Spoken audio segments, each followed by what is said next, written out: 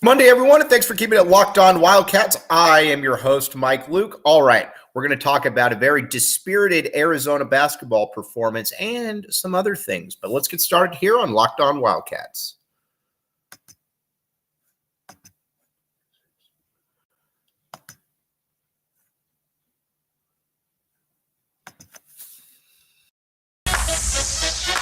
You are Locked On Wildcats, your daily podcast on the Arizona Wildcats, part of the Locked On Podcast Network, your team every day.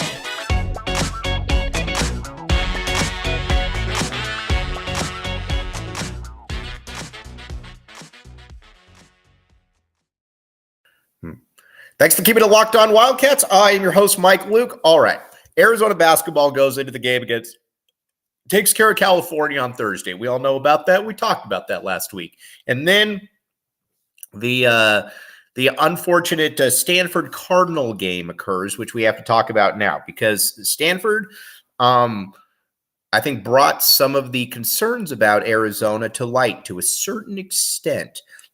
First and foremost, again, Arizona is a top 10 team. You get people all the time that are saying, oh, well, Arizona isn't that good. Arizona isn't this. Arizona isn't that. But at the end of the day, Arizona is a really good team. So there's no doubt about any of that. But you also have to look at it and say that Arizona is not Arizona's got some flaws, and we're about to talk about those flaws. The first and foremost is that it's athletically, it's just not a great team. There's really no other way to put it. It's just not athletically a great team. You look at it last year, you replaced a lot of guys who were, you replaced three guys who were three NBA players. We'll just call it what it was. And you replaced them with guys like Pelle Larsson, guys like, Pelle Larsson, players like that, but you didn't have a natural person to come there and be able to take that one over. And that's kind of what happened right there. Now, but again, Tommy Lloyd has done an amazing job with these guys. I think it's impossible to argue anywhere else because again, he's done a fantastic job. But the one thing about it is there are going to be some limitations, and Stanford showed that. When you have guys, we'll start on the offensive side. And again, I don't want to make this out like Arizona stinks because they definitely don't stink. There's, they clearly don't stink, but there's certainly some question marks there. And offensively, I think the one thing you look at initially is that you don't really have anybody that can get to the rim. That was something that was completely different from last year at this point. That you had Ben Mathurin, you had Dalen Terry, you had a lot of guys that could get to the rim. Arizona really doesn't have any of those guys that can get to the rim on a consistent basis. Pelle can get to the rim in a little bit better than he had shown for sure, but he's also I think it's also fair to say though that he's got when he dribbles the ball a lot, there's going to be some issues, and that's always kind of been the case with him. Kerr doesn't get to the rim. The one thing about Kerr, and Kerr does many things very, very well, but the one thing about him is that I would love to see him be able to develop a little bit of a floater. He never really developed a floater, and I think that's a little bit disappointing right there because I certainly think that he had the ability to be able to do that. Now, now let's talk a little bit about the other parts of it too. If Azuolas Tubelis or Umar Ballo, if they're not both dominating, then there could be some real problems out there. Again, this is you got to remember, this is a team that last year you had a very, very big margin for error, and not only did you have a big margin for error, you had an ability you had a team that, Ben Matherin could just go off. You don't have that this year. It's got to be far more of a team effort. And that's why I think Arizona was correctly ranked about 17. But that's also where Tommy Lloyd has shown that he is a player who is kind of a next level coach, just to put it mildly right there. He's very, very good, as we know. But games like Stanford, when you don't have surefire NBA guys, games like Stanford can occur, and sometimes that's just going to be the way that it is. And but we'll say this: Arizona has shown that they generally compete the best when they're going against guys, or when they're going against the best teams. Now, you could say that it's frustrating that they're not that they don't play. That they don't play well against some of the worst teams out there, but that's just kind of that's kind of where it's at right now. With Arizona, though, it becomes with Arizona, you just got to try to avoid these games, because I don't really have any concern that that Arizona will be able to step up its game when it really, really matters. But there's also going to be some times too where you're going to have to play up or down, no matter what, to your level of competition. And Arizona has certainly played down to its level of competition. You want to see Arizona be able to avoid that going forward. You'd like to see Arizona be able to, let's be honest here. You'd like to see Arizona be able to dominate these teams, because again, they've shown many, many times that they can dominate teams that they can dominate, or they can beat teams that are very, very good. But they've also shown that they can struggle to a certain extent against teams that are, put it mildly, just not very good. And I think that's where, if you're Arizona, you want to be able to stem that tide to a certain extent. Now, sorry about that. I'm still battling a little bit of a cold right there.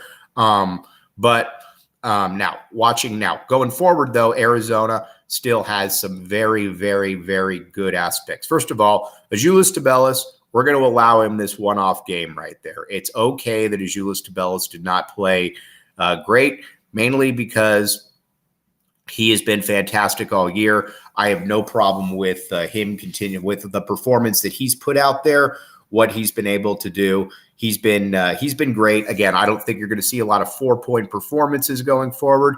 As a matter of fact, I would be very surprised if you were going to see any 4-point performances, because that's just kind of not who he is. But if you have games where Oumar Ballo and Azuolas Tubelis don't play well, then there's going to be some real issues. And not only will there be some real issues, I think there'll be I think it's going to be something where Arizona might not be able to get back from. Now, on the perimeter, though, Courtney Ramey. Love what I've seen from Courtney Ramey so far. As a matter of fact, Courtney Ramey has been absolutely fantastic. He has been the guy who not only has Courtney Ramey been, more aggressive. The one thing that I would like to see him do more, I would like to see him attack the hoop a little bit more, because he's a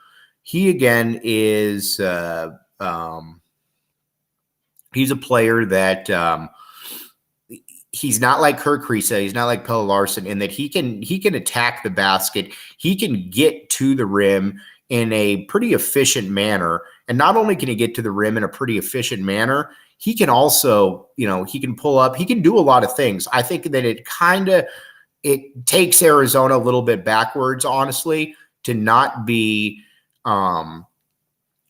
utilize him in the manner in which I think that he can be best utilized, because he is a fantastic basketball player when he's using all levels of the game. And I think he's shown that. So that's something that I'd like to see a little bit more of, for sure. Now, looking at the rest of the team right here, You got Kerr Kriisa. Kerr's going to be kind of hit or miss. Kerr's going to kind of come and go. And you know what? There's going to be some times where Kerr is really, really good. There's also going to be some times where Kerr is going to struggle a little bit. And, it's just, he's not Jason Terry. That's for sure. Not Jason Terry, but he's also a pretty darn good basketball player though. Then Cedric Henderson, totally cool with Cedric Henderson, totally cool with what he's been able to do. You didn't bring him in to start. You brought Cedric Henderson in to be a guy that could be kind of that auxiliary type player, play a little bit of defense, go after guys, get involved. That's kind of what you were hoping for with him. And he's been able to do that. Anybody that thought that he was going to be a 30, a 15, 16 point per game guy, I don't think you were really being honest with yourself right there. I think that that's just kind of the way it is. All right. Now let me tell you about, let's see here. What do we got? We've got LinkedIn. All right. LinkedIn. You probably know a lot of people that have used LinkedIn over the years, and the reason they use LinkedIn is because LinkedIn works. It's that simple. It's that easy. LinkedIn works. You can get your jobs. You can get your candidates that you need. You can get all of that stuff from LinkedIn, and that's where it's at. To put it mildly, LinkedIn, LinkedIn.com/LockedOnCollege. Everybody knows somebody that got their a job, or knows somebody who got a job through LinkedIn. That's you don't find a lot of people that haven't had experience, and that's the reason that it works. Get your applicants for free, sponsored by LinkedIn. Now, we're going to talk a little bit of recruiting here because that's what we do during this segment. We're going to talk a little bit more about Jamari Phillips. Now, Jamari Phillips, five-star kid out of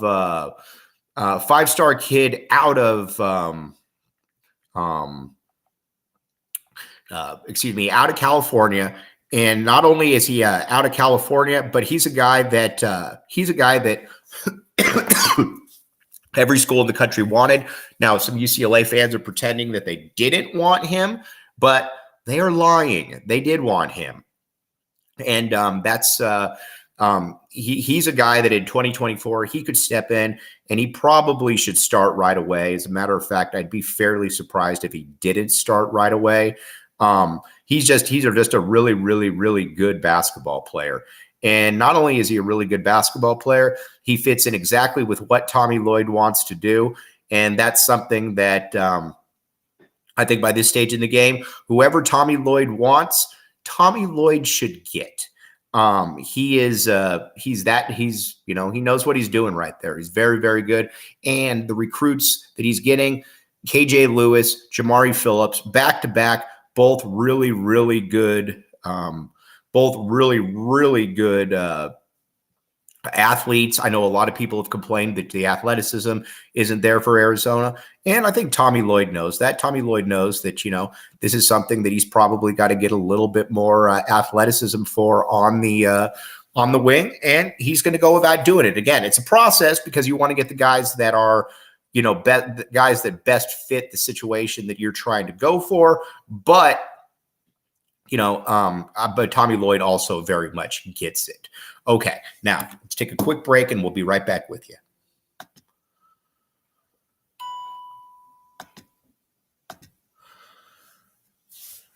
Thanks for keeping it locked on. Oh, sorry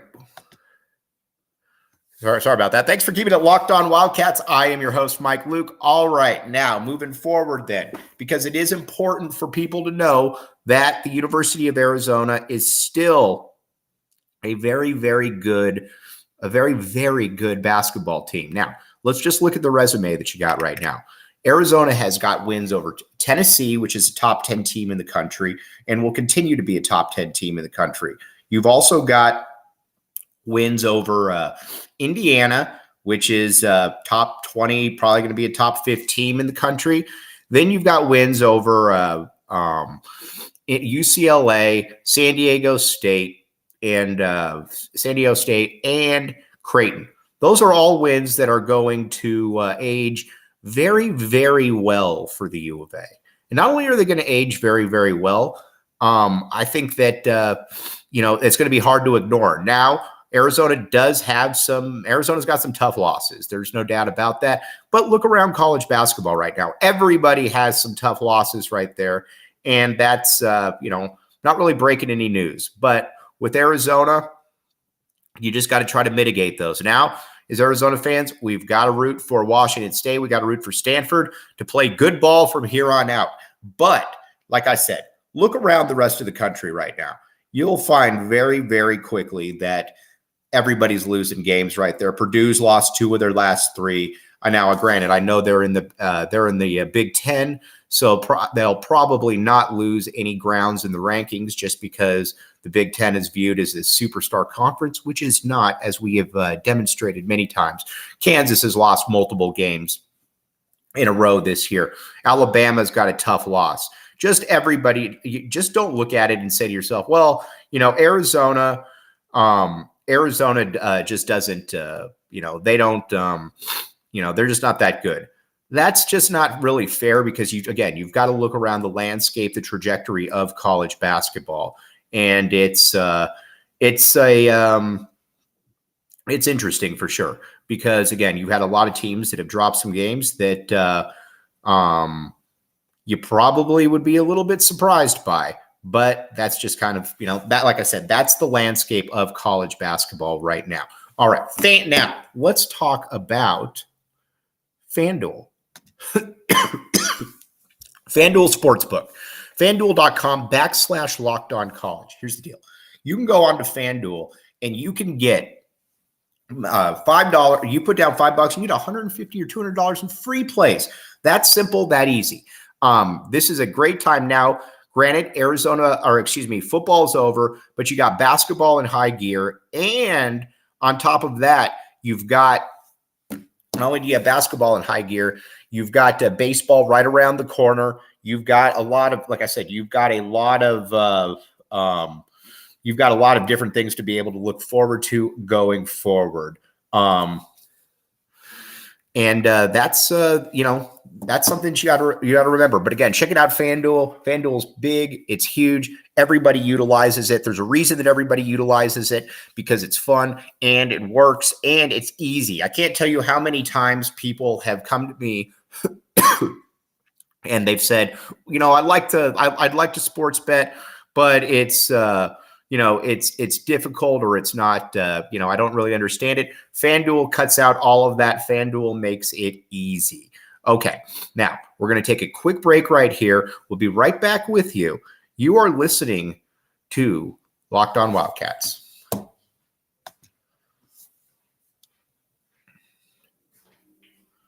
Thanks for keeping it locked on Wildcats. I'm your host, Mike Luke. All right, wrapping everything up here. Wanted to tell Arizona fans that first, don't fret about what you're dealing with right here with Arizona, because again, everybody's got some tough wins right here. Some tough losses. You name it, they got it. That's just kind of the way it is in college basketball. It's going to be the way that it is pretty much all year. But Arizona, they can beat any team on a given day. They can also be beaten by about any team on a given day. They're about 1 of 12 teams in the country. They're about 1 of 12 teams in the country right now who, if you were, they could win. They could lose in the second round, or they could win out. And I don't think that it would really surprise anybody. That's just, that's, like I said, that's just the landscape of college basketball right now, and that's where we're at. And I think that's where we're going to continue to be. So on that note, we'll be back with you tomorrow, checking in. But again, as always, appreciate everybody for hopping on here. Means the world to me. And we got a lot more going on this week. And just remember, it's always super awesome to be an Arizona Wildcat fan. Bear down and back the A. You have been listening to the Locked On Wildcats podcast. We'll be back with you tomorrow.